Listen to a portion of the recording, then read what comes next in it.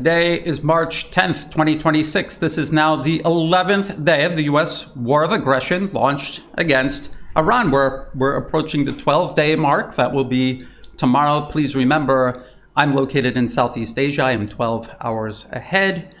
And so if the time and date isn't matching up exactly for you, that is the reason why. But we are nearing the 12-day mark. And why is the 12-day mark significant? Because that is the number of days the U.S. launched a war of aggression against Iran just last year, around June.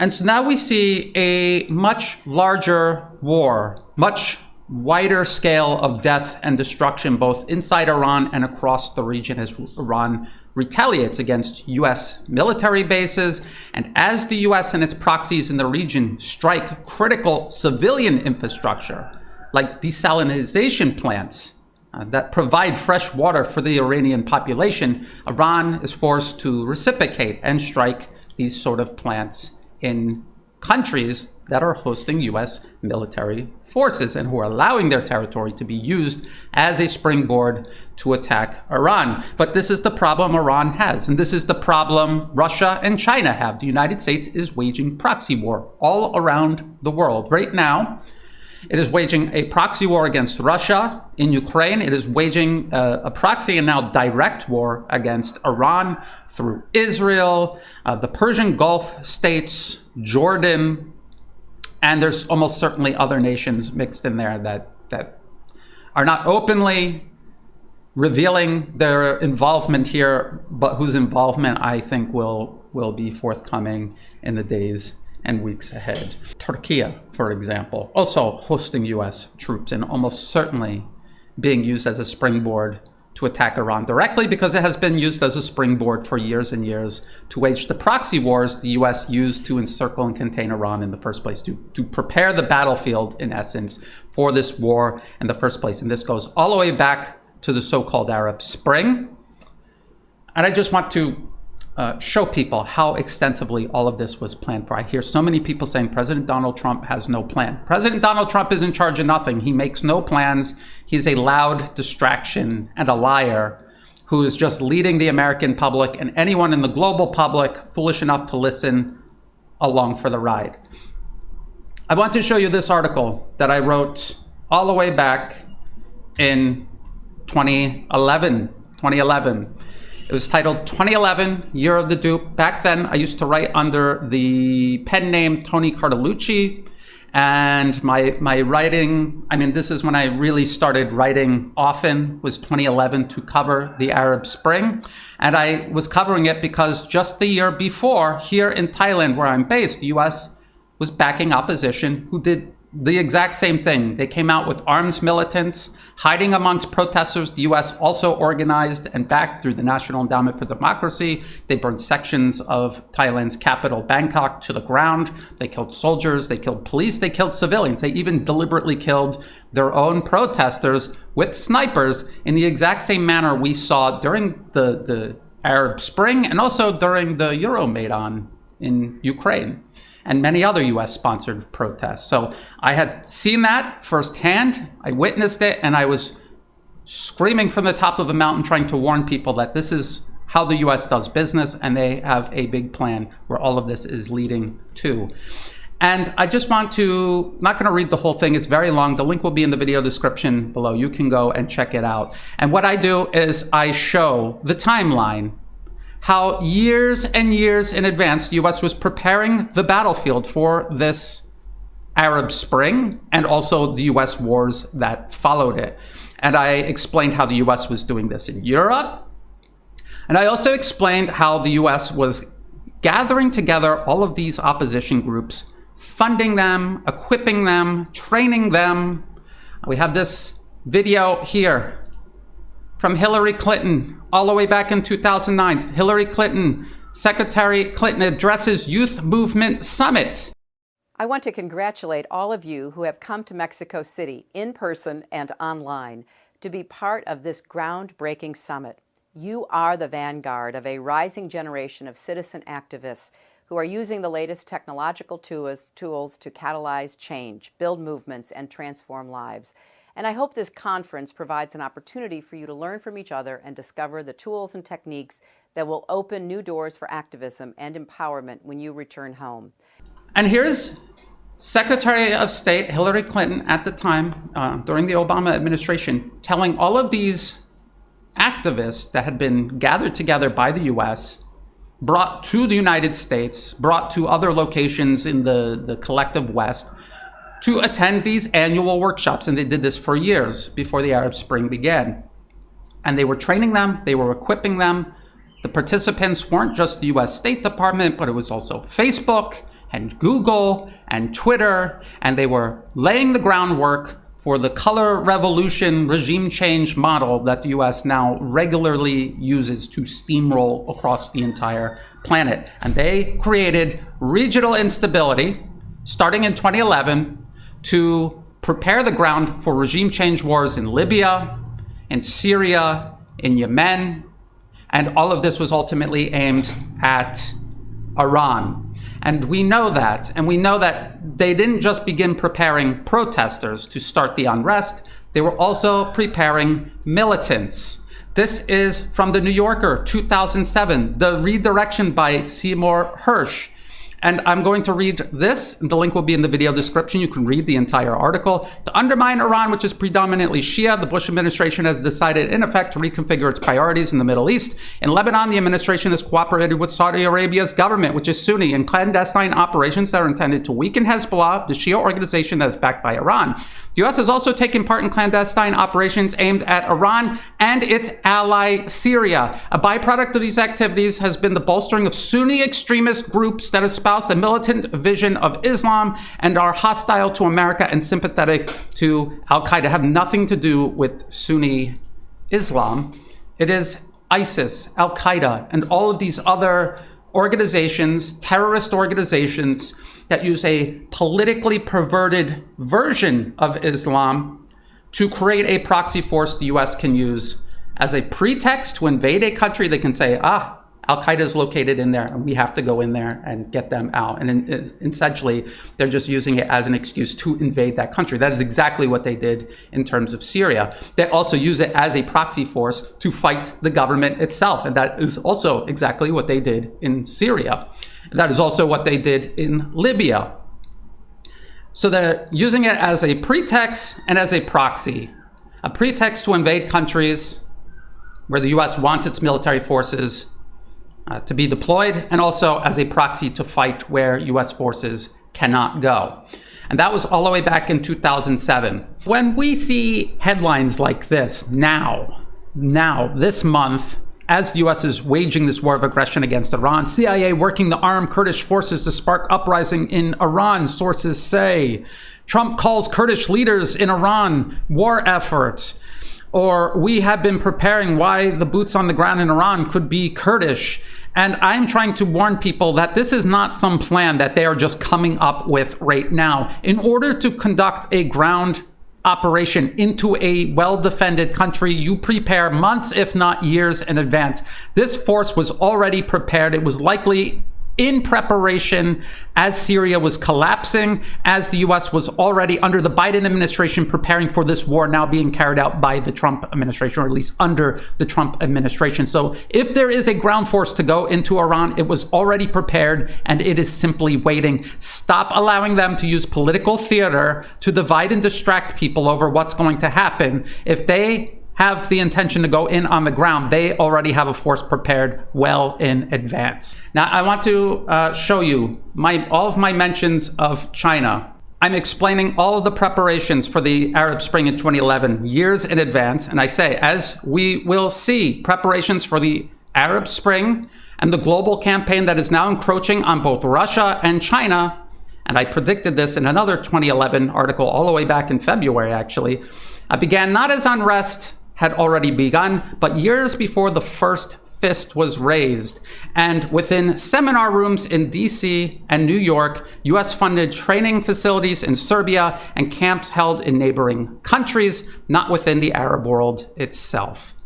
I have a map here showing the destabilization, and I mentioned, again, this is all the way back in 2011. US-backed destabilization is in red. Blue, US occupied countries or countries that are politically captured by the US. China's oil and sea access to the Middle East and Africa are being or have already been cut. A similar strategy of isolation was used on Japan just before the onset of World War II. So I was warning people that the ultimate goal of this isn't a greater Israel because the US has been captured and is a puppet of Israel. The point of all of this was to rearrange the entire Middle East, eliminate Iran, control all of the oil in the region, and cut it off from China. And if the US was successful in doing that back then, China would have been in real big trouble. And China knew this. And China, for many, many years, has been working hard. People say, what is China doing? China has been working hard for years to protect itself from being cut off by exactly this plan. They knew that this was coming. We remember, as the Arab Spring was destroying the Arab world, US politicians openly saying Russia and China would be next. And I included this map showing the lines of communication from the Middle East to China. I talked about cutting these lines in the Asia Pacific region, but then also you can see this, the source of all these hydrocarbons is right here, the Strait of Hormuz. I also talked about NATO expansion up to and along Russia's border. This was before 2014. I was warning people that this was also headed towards Russia. And look here, Ukraine. It was one of the last places it had to spread, and it was spreading there. That brings us to today. People are focused, laser focused on the conflict between the US and Iran. Is the US going to run out of precision-guided munitions or air defense systems or not? Is Iran going to run out of ballistic missile launchers and ballistic missiles themselves? Is their internal security going to hold? And these are all legitimate concerns to have. I've expressed them myself. But there is a bigger picture at play here. And I want to share with you some of the posts that I've posted since my last video update. And this one in particular. The US war on Iran is a US war on China. I'm going to read through this, and I hope people see the bigger picture here and look out beyond the region to what the US ambition really is here. US planners likely realized, as a result of attrition in its proxy war on Russia and considering the outcome of the ongoing war with Iran in the Middle East, that even a distant blockade in the Asia Pacific against China was unlikely to succeed. And I've talked about this for many, many years. This is a 2018 paper, but it's one of many spanning many years. A maritime oil blockade against China. And they have a map right here. And they're showing all of the choke points that they hope the US military could impose to stop shipping coming and going from China, especially oil. And they would use the US Marine Corps, who would, under the previous Biden administration, be reconfigured into a uniquely and almost entirely anti-shipping missile force, specifically to interdict Chinese shipping. And they were supposing that these choke points are far enough away from China's military capabilities that they would be able to impose this, and China would be able to do very little about it. Back in 2018, this was what they were thinking. Since 2018, we can see how quickly China has been moving in all regards in terms of its industrial base, technology, military power, things like artificial intelligence, even energy independence. They saw the window of opportunity closing very rapidly. China is about 85% or more energy independent. However, a huge amount of the energy that they still need to import comes from the Middle East.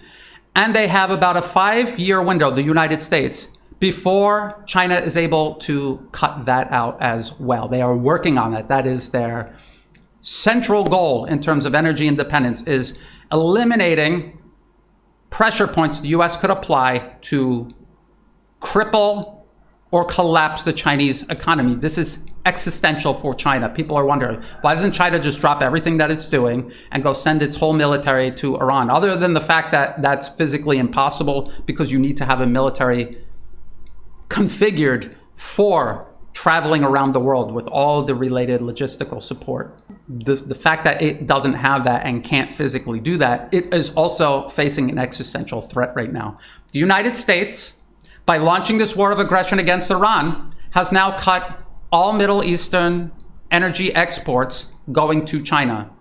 And now China has a 100-day reserve that they are running off of before they run out, and then they're going to have to face the consequences of just missing that percentage of their overall energy needs. It's somewhere around 10, some people say as high as 20% of their overall energy needs. Degrading or toppling Iran was already a prerequisite to further isolating both Russia and then China. Thus, attacking Iran and shutting down energy exports from the entire region, no matter the cost, has effectively implemented the distant blockade on China at the very source of most of China's energy imports. So instead of doing this in Asia Pacific, they have now done this right here. Instead of cutting the arrow over here, they have cut the arrow over here. That is what they have done. This is what the United States is doing. And they're doing it because they're out of time. China is advancing and rising too quickly. The US is not keeping up. And so this is their last chance. It's a closing window. 5 years is not a long time in terms of geopolitics. This is their last chance to do this. At the same time, the US continues expanding its international blockade against the so-called shadow fleet through maritime drone strikes attributed to Ukraine. We all know it's the CIA doing it. The New York Times admitted that. And the interdiction and seizure of vessels by US proxies. And in the case of Venezuela, by the US itself. So the US itself has interdicted, seized ships bringing energy to China. Europe, on behalf of the United States, is boarding and seizing ships transporting Russian energy exports. The US Central Intelligence Agency is targeting and destroying tankers carrying Russian energy exports in the Black Sea, in the Mediterranean, off the coast of West Africa so far, and this will only expand. It is expanding. The CIA, according to the New York Times, is also the one launching these long-range drone strikes deep into Russia to strike at Russian energy production itself. And the goal is not just to cripple Russia's economy, but it's also to prevent Russia from shipping energy exports to China, no matter what the route. They are well aware of the pipelines going from Russia to China. If they strike energy production at its source in Russia, there's nothing to transport through the pipelines. Now, whether they can ramp that up to a degree where it significantly cripples both Russia and China, that is a separate issue. The fact is they are doing it, and they are constantly expanding this. This is obviously one of their priorities. The fact that they invaded Venezuela, kidnapped the president, and is holding the remaining government hostage, essentially telling them, you will do what we say or we will murder you. That's what President Donald Trump told Venezuela. If you don't do what we tell you, we will bomb you again. They're implying that they will kill whoever it is that is not doing what they told them to do. And so Venezuela is doing everything the US is telling them to do. They have been politically captured. However you want to spin it or think about it, they have been politically captured. And they are cutting oil exports to China and sending it instead to the United States. So as you can see, there is a global oil blockade, a maritime oil blockade being imposed on China. Right now, they attacked Venezuela first to eliminate that. Now they've attacked Iran. They're working on permanently eliminating Iranian oil exports altogether to China. And at the same time, because of the war, the nature of the war itself, and the closure of the Strait of Hormuz, whoever we want to blame that on, hydrocarbons are not flowing to China anymore. This attack on maritime shipping, energy shipping, this can be expanded to all kinds of maritime shipping at any time of America's choosing. They are incrementally expanding this. They will continue to expand it, and it could end up including all maritime shipping going to and from China, not just energy. Note that the US invaded and captured Venezuela, halting energy exports to China in the lead up to this second war of aggression targeting the majority of China's remaining energy imports from the Middle East. I already mentioned this. The US CIA continues carrying out long-range drone strikes into Russia, targeting energy production, specifically to degrade both Russia's own economy and its ability to export significant amounts of energy to China. These operations will only continue to increase in scale and scope, with likely operations moving to target pipelines into China directly. This is already a war on China. I said the war on Iran is a war on China. This is already a war on China. It has been all along, and China is well aware of this. So is Russia. They understand that they're also under siege by the United States, and it is all part of essentially a US war against multipolarism, but it is attacking the pillars of multipolarism, specifically China, Russia, even Iran to a certain degree.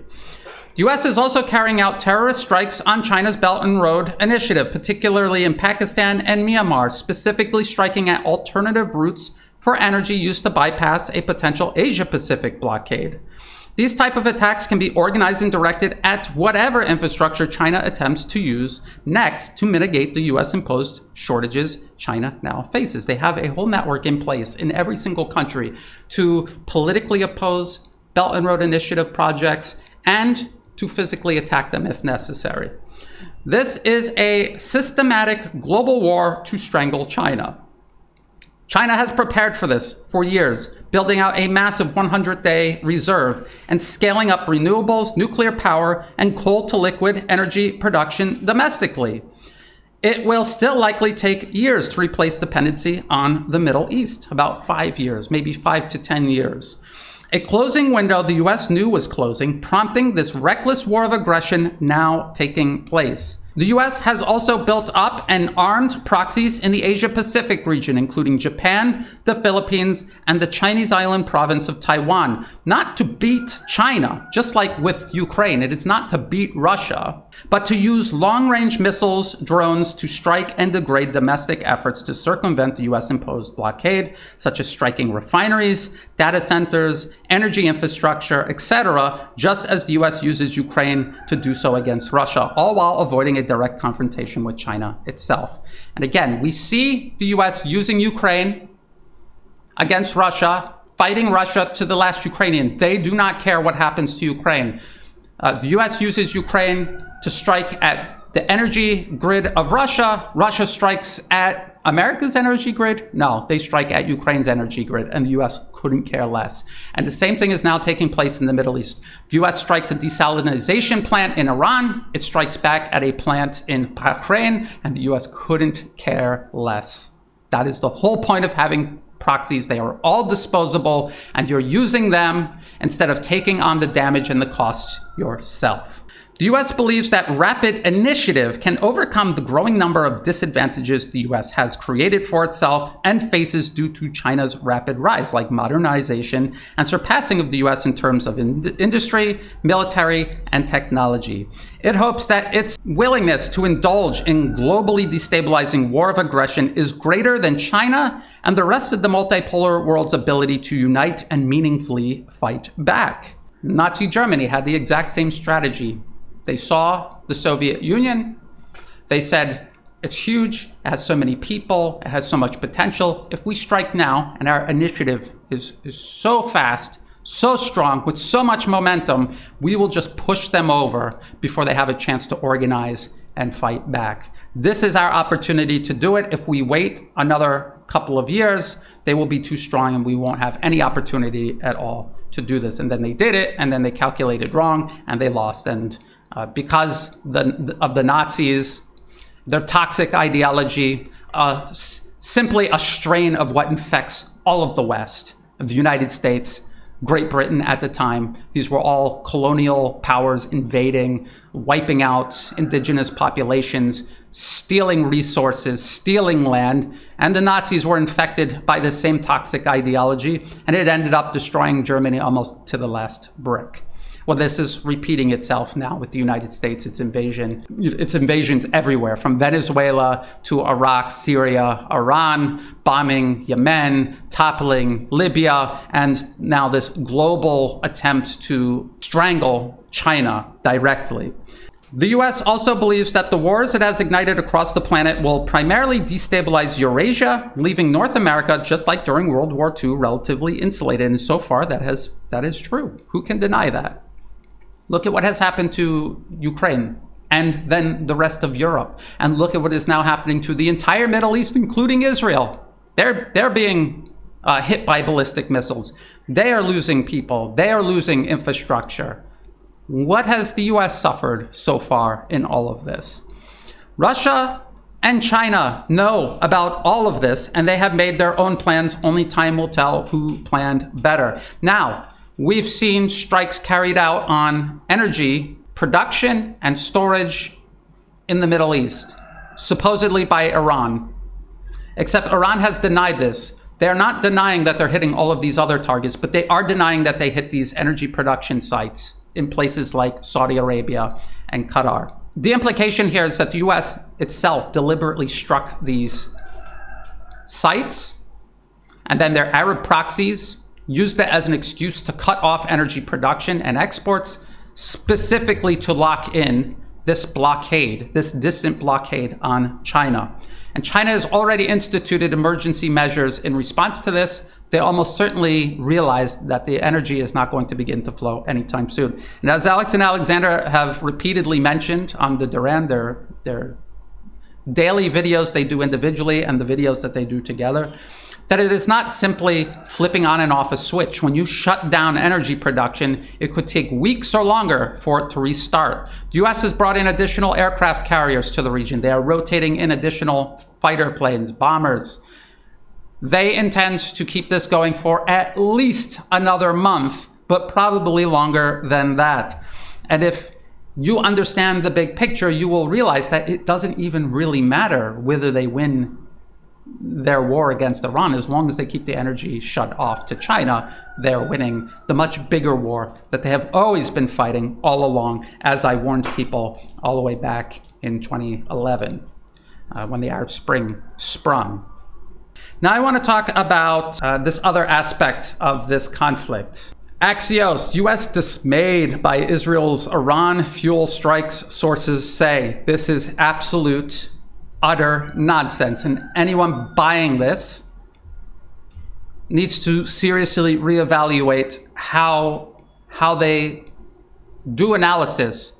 Stop sifting through the political theater that is designed specifically to distract you, and look at the material realities of everything that is happening. And I will explain. I did a post on this too. So I talk about US claims dismay over Israeli strikes on Iranian fuel depots and why you shouldn't believe them. The US has, in all military operations throughout its history, sought to exterminate all human life where and when possible, turning entire nations into failed states and inhibiting life for everyone, not just governments it targets. In Serbia, it targeted the power grid, which is an irony because now they're complaining about Russia doing this to Ukraine when they have always done this in every single war of aggression they have launched anywhere on earth.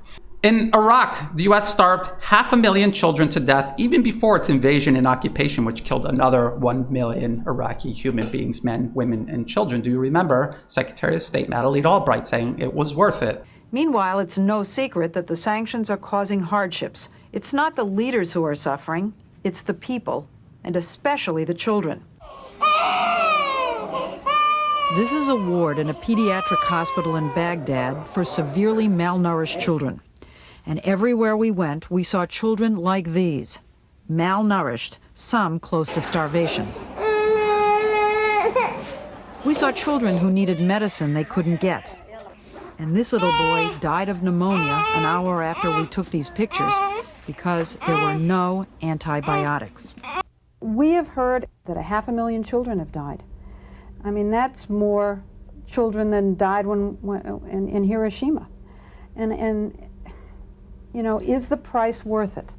I think this is a very hard choice, but we think the price is worth it. It is a moral question, but the moral question is even a larger one. Don't we owe to the American people and to the American military and to the other countries in the region that this man not be a threat? It was worth it to starve to death 500,000 children to prevent Iraq from obtaining weapons of mass destruction the US knew they didn't have and weren't pursuing. In Libya, vital infrastructure for agriculture was deliberately destroyed. The Great Man-Made River, they struck infrastructure that supported its operation specifically to shut it down.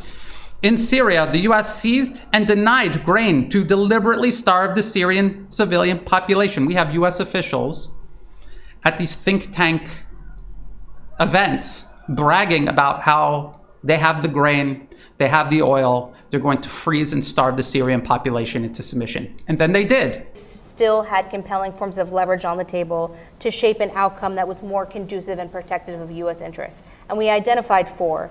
So the first one was the 1/3 of Syrian territory that was owned via the U.S. military with its local partner, the Syrian Democratic Forces. Now, this was a light footprint on the U.S. military, only about 1,000 troops over the course of the Syria Study Group's report, and then the tens of thousands of forces, both Kurdish and Arab, under the Syrian Democratic Forces. And that 1/3 of Syria is the resource-rich, it's the economic powerhouse of Syria. So where the hydrocarbons are, which obviously is very much in the public debate here in Washington these days, as well as the agricultural powerhouse. But we argued that it wasn't just about this 1/3 of Syrian territory that the U.S. military and our military presence owned, both to fight ISIS and also as leverage for affecting the overall political process for the broader Syrian conflict. There were 3 other areas of leverage. One is political and diplomatic isolation of the Assad regime.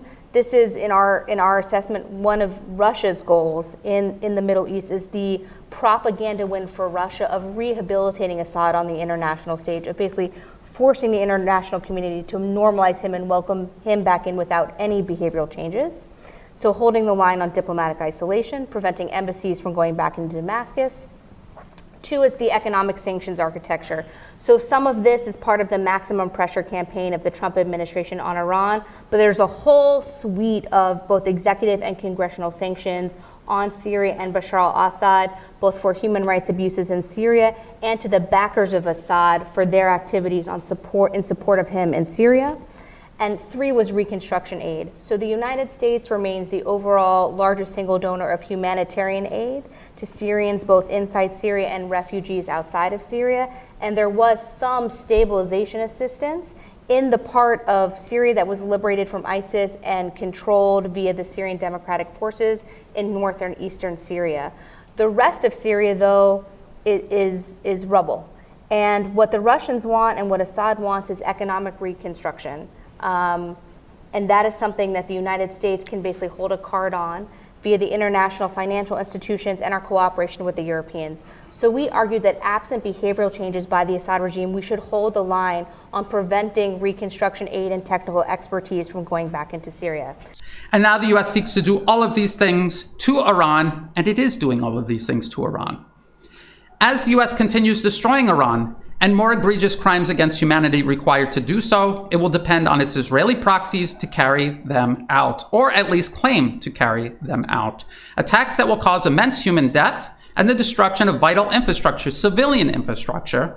Also, the US can claim plausible deniability for itself. Again, the whole purpose of having proxies is to absorb all of the pain and costs and to take all of the blame for anything that goes wrong. However, and keep this in mind, every single bomb, every single missile, every warplane, and every drop of fuel Israel uses was given to it by the United States. Every target is fixed by US intelligence, surveillance, and reconnaissance, and each sortie made possible by US capabilities Israel does not have, including extensive aerial refueling capabilities, suppression of air defenses, region-wide radar enabling situational awareness, and even combat search and rescue operations. All of that, these are all capabilities the US has region-wide that Israel does not have and could not carry out any of these attacks without. Every Israeli action is an American action, and I'm going to make this point later on in this post, but I'm going to make it again right now. Just because the US is using Israel to do all of this does not mean the Israelis involved in doing this are somehow absolved of responsibility. They are as guilty as the Americans using them. Thus, every protest by the US, and it is an act of theater, primarily because if the US doesn't want these targets hit, it will simply deny Israel the intelligence, surveillance, reconnaissance, and coordinated operational capabilities, again, aerial refueling, suppression of air defenses, etc., required to hit them. If they don't want a fuel depot hit, they just won't give Israel the intelligence required. They will not refuel their planes as they go there and come back. The US knows everything that's going on in the entire region. This is a joint military operation. There is a single command center that the US is running, just like in Germany overseeing the war in Ukraine. They are running everything from top to bottom. There's no way Israel's carrying out rogue operations on its own without the US's knowing it and approving of it, and having proposed it in the first place. Again, look at America's track record. Why would this be the first war that the US wants to do right and it's just evil Israel undermining them at every turn. People have to wake up. The US knows, however, no one knows or even cares about these material realities and will instead allow their myopic obsessions and emotions to convince themselves somehow the Israelis, not the Americans, are in the driver's seat, and these actions were Israeli, not American, despite the fact Israel wouldn't even exist in the first place, just like Ukraine, by the way, without full and constant US support. Again, this does not absolve Israel for its war crimes carried out amid this war of aggression. They are accomplices. They are equally guilty in this. Like America's proxies in Ukraine, all involved in atrocities must be fought against and held accountable. All involved. However, if you want the war to end and the danger eliminated, identify the root of the danger, not just obsess over the tips of the branches or their falling leaves, which is what Israel is, whether you want to admit it or not, whether you want to see the truth through your hatred or not. This is the US using yet another proxy in yet another region of the planet that it is destroying specifically to encircle and contain China, which is the ultimate goal. Now, I did do another post here on Telegram about the US bringing in an additional carrier, additional warplanes, and implying that this is going to last for at least another month.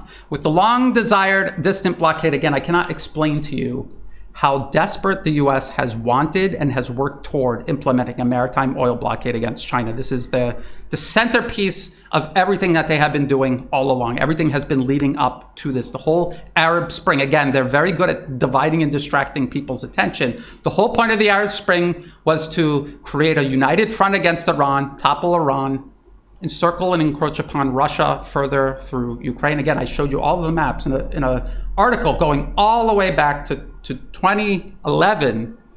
And all of this was ultimately aimed at finally isolating, containing, and collapsing China itself.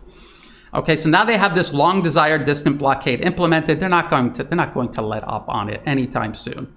And the clock is now ticking on China's 100-day reserves. The US is likely to continue surging forces into the region to keep this war going and energy exports stop. That is their primary objective at this point. The US does not care about its Arab proxies, just like they don't care about Ukraine.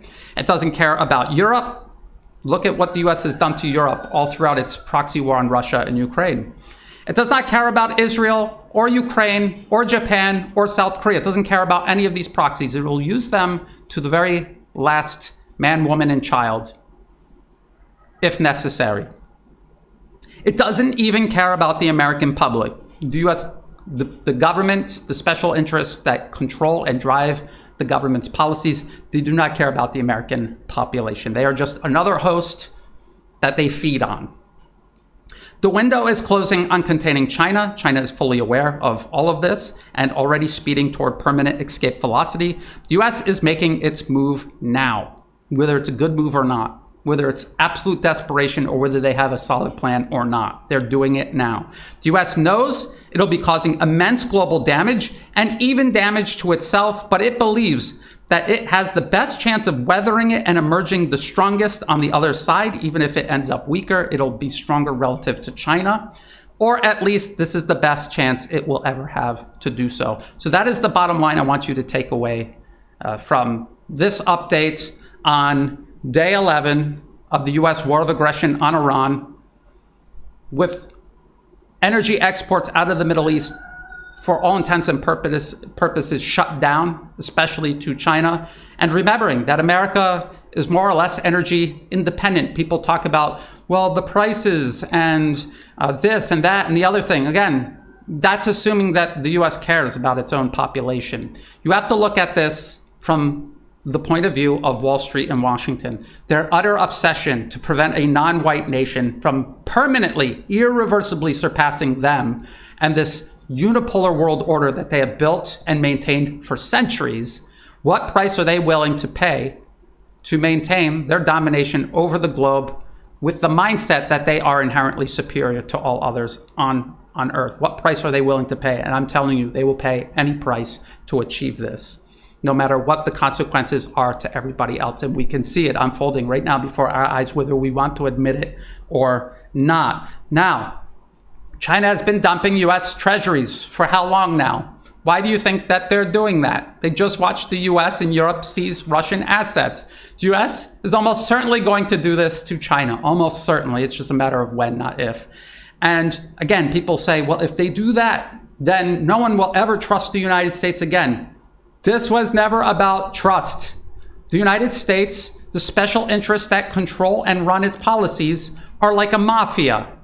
They don't care whether you trust them or not. The only thing they care about is whether you fear them or not. That is why they just kidnapped the president of Venezuela, killed hundreds of people in Venezuela doing it, and are now holding the government there hostage under threat of killing even more people and openly robbing them. And the message to the rest of the world is, if you work against our unipolar world order, we will do this to you. They're already threatening to do it to Cuba. They are now doing it to Iran, a very large country with the ability to fight back in ways most other countries on earth do not have. And what is left is Russia and China. China that is now being strangled of its energy imports, and Russia, whom the US has been fighting by proxy for years now. Okay, so it is a mafia. And when you understand that it is a mafia, you can then understand its rationale for what it is doing. It doesn't care if people trust it or not. They're going to seize the assets from China, and they're going to tell everybody else, if you try to diversify away from us, we're going to do to you what we have done to all of these other countries. I don't understand how people can look at the current administration, and this was always going to happen no matter who was in office, but it's almost as if this character of Donald Trump is the perfect person to have in office at this time. It's almost as if it doesn't matter who you vote for. They're going to put in whoever they think can accelerate this leg of their agenda the fastest and most effective. But they have put people into office who are now openly talking about war, death and destruction, glorifying the mass slaughter of human beings for the sake of domination. They're just openly saying it now.